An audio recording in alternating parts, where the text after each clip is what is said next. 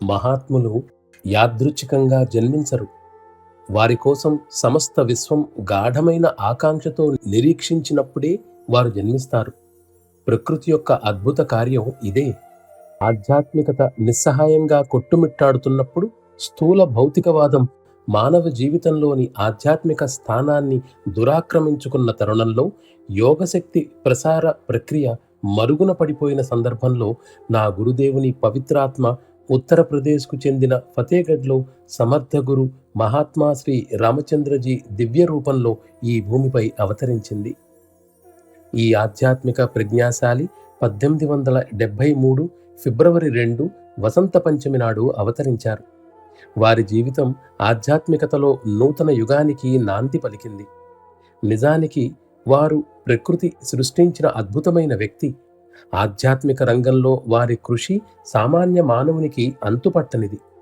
మారుతున్న నేటి కాలానికి అనుగుణంగా ప్రజల గ్రహణ శక్తి యొక్క యోగ్యత అనుసారంగా ఈ రాజయోగాన్ని వారు అనుభవపూర్వకంగా సవరించారు.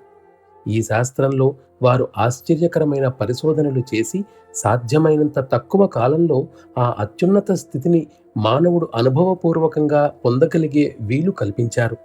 వారు ఎంతటి పరిపూర్ణమైన శక్తి సంపన్నులంటే వారిని అనుసరించని వారు కూడా ఆయన నుండి నిరంతరంగా వెలువడే ప్రకాశ ప్రభావం వలన పరివర్తన చెందారు.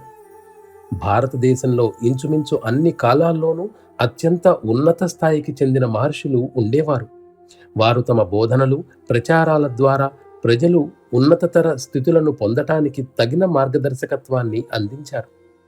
తన అంతర్గత శక్తులతో సామాన్య మానవులను ప్రేరేపించగల మహాత్ములు మాత్రమే మన ఆధ్యాత్మిక సాధనలో సరియైన మార్గదర్శి కాగలరు. ఆయన మాత్రమే మనలోని సంక్లిష్టతలను గమనించి మన నిజమైన అవసరాలను అవగాహన చేసుకొని ఆ మార్గంలో మనలను ముందుకు నడిపించి చివరకు ఆ అత్యున్నత చిట్టచివరి స్థితికి చేర్చగల మార్గదర్శి. ఆయన ఉపయోగించే ప్రధాన సాధనం ప్రాణాహుతి లేదా యోగశక్తి ప్రసార ప్రక్రియ అని చెప్పవచ్చు. ఆయన మన అంతరంగ స్వభావాలను క్రమపరిచి మనలో క్రమంగా పరివర్తన కలిగించగలరు. మనలో తక్షణమే మార్పును తేగల ఒకే ఒక సఫలవంతమైన ప్రక్రియ అదే.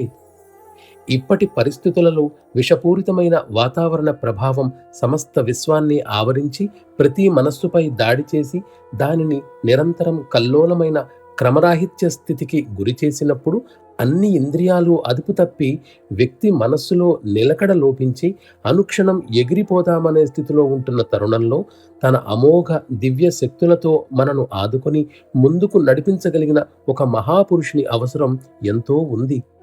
పైన చెప్పిన పూజ్య గురుదేవుల మహాదివ్య వ్యక్తిత్వం వలన మనకు వారి సహాయం లభించింది. వారు అనాదిగా ఉన్న రాజయోగాన్ని సంస్కరించి ప్రవేశపెట్టారు. అదే ఆ తరువాత సహజ మార్గంగా రూపొందింది. మన మిషన్లో మనం అనుసరించే ఈ పద్ధతి అనంతత్వం సాధించటానికి సహజమైన సరళమైన మార్గాన్ని మనకు అందిస్తుంది. అదుపు తప్పిన మన ఇంద్రియాల క్రమరాహిత్యమైన చర్యలే ఈ మార్గంలో మనకు ప్రధానమైన అడ్డంకులు. దీని పరిష్కారానికి పాత పద్ధతులలో సూచించినట్లుగా ఇంద్రియాలను అదుపు చేయడం లేదా వాటిని బలవంతంగా అణిచివేయడం మనలను కష్టాల నుండి గట్టెక్కించవు. ఇంద్రియాల కార్యకలాపాలను క్రమబద్ధం చేయడంలోనే పరిష్కారం ఉంది. మానవుని దైనందిన జీవితంలో ఏమాత్రం పనికిరాని మొరటు పద్ధతులను సహజ మార్గం ఎప్పటికీ సూచించదు. సహజ మార్గ ఆధ్యాత్మిక శిక్షణా విధానంలో ఇంద్రియాల కార్యకలాపాలు సాధారణ పద్ధతులలో సరియైన మార్గంలో క్రమపరచబడి అవి వాటి మూల స్థితికి, అంటే మనం మొదటిసారిగా మానవ రూపాన్ని సంతరించుకున్నప్పటి పరిశుద్ధ స్థితికి తీసుకురావడం జరుగుతుంది. అంతేకాక స్వతంత్రంగా వ్యవహరించే క్రింది స్థాయి వృత్తులు ఉన్నత స్థాయి చేతనా కేంద్రాల అదుపులోనికి తీసుకురాబడి తద్వారా వాటి కుటిల చర్యలు నిలిపివేయబడతాయి. ఈ ఉన్నత స్థాయి కేంద్రాలు కూడా తమ వంతుగా అవి దివ్య కేంద్రాల అదుపులోనికి వస్తాయి. తద్వారా సమస్తం దివ్యమైనదిగా తీర్చిదిద్దటం మొదలవుతుంది.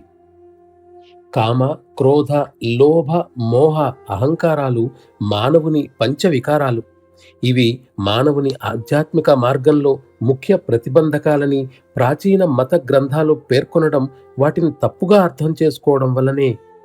వీటిలో మొదటి రెండు అంటే కామ, క్రోధాలు మనకు దైవం ప్రసాదించినవి.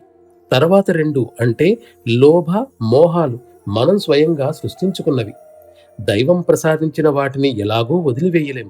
కానీ వాటిని దివ్య జీవనానికి తగిన విధంగా సరియైన పద్ధతులలో క్రమపరిచి సరిదిద్దగలం.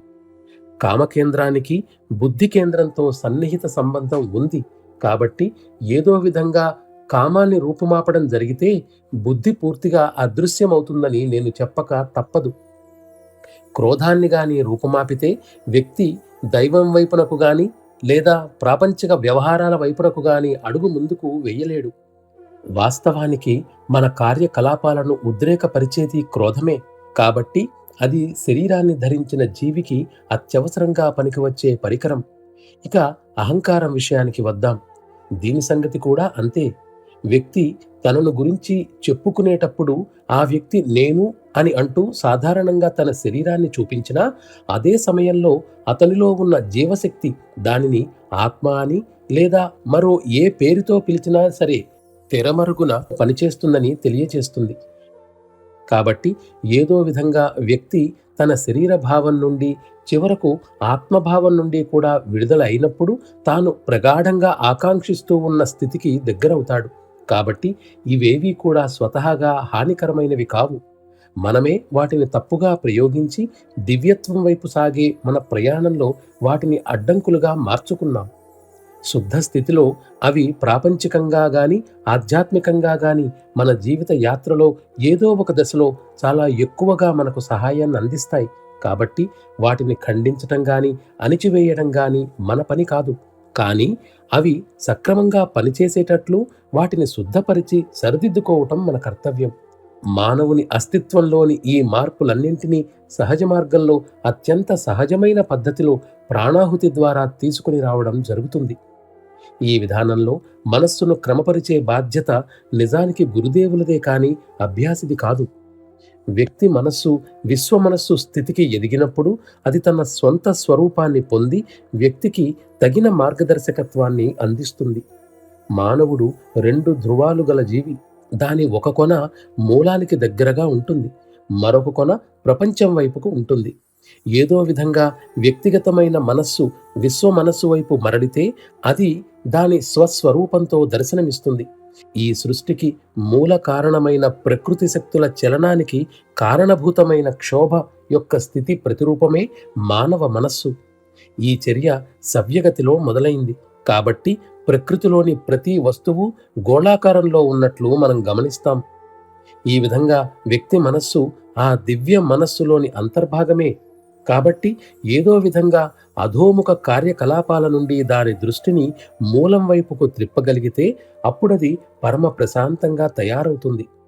దివ్య వ్యక్తిత్వం గల మహాశక్తిమంతుడైన వాని సహాయ సహకారాల వల్ల మాత్రమే మనస్సు మూలం వైపుకు మరలగలదని నా వ్యక్తిగత అనుభవాన్ని బట్టి తెలియజేస్తున్నాను. ఈ విషయంలో అంతటి మహావ్యక్తి యొక్క శక్తి సంకల్పం మాత్రమే విజయం చేకూర్చగలవు. మానవుడు అందుకోగల అత్యున్నత స్థాయిని గురించి చెప్పాలంటే పరమాత్మ కృపతో వ్యక్తి తేజోవలయాన్నంతటినీ దాటి కేంద్ర మండలంలోనికి ప్రవేశిస్తే అతని శరీర అణువులే శక్తిగా రూపాంతరం చెంది అతనిని అనంతంలోకి చేరుస్తాయి. కానీ అది కేవలం అభ్యాసం, స్వయం కృషి వలన మాత్రమే సాధ్యం కాదు. ఉన్నత స్థాయిలలో పైనుండి క్రిందకు తోసివేసే శక్తి పనిచేస్తూ ఉంటుంది. కాబట్టి వ్యక్తి తన స్వయం కృషితో కొంతవరకు పైకి వెళ్ళినప్పటికీ క్రిందకి దిగజారే ప్రమాదం ఉంది. అందుచేత ఉన్నతతర క్షేత్రాలలో మనం ప్రవేశించాలంటే గురుదేవుల సహాయ సహకారాలు అత్యావశ్యకం.